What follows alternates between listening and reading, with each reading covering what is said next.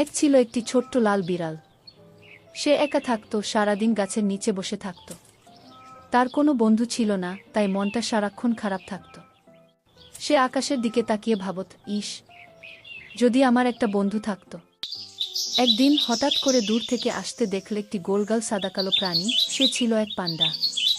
পান্ডা এসে বলল, তুমি এখানে একা বসে আছো কেন? আমি তোমার সঙ্গে খেলতে চাই।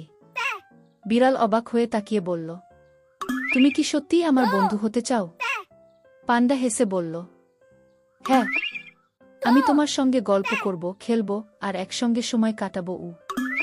বিড়ালের চোখে আনন্দের আলো জ্বলে উঠল। তার মন ভালো হয়ে গেল। ঠিক তখনই আকাশে মেঘ জমে বৃষ্টি নামল।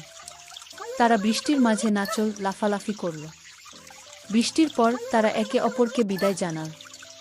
বিড়াল খুব খুশি হল, তার একটা বন্ধু হয়েছে।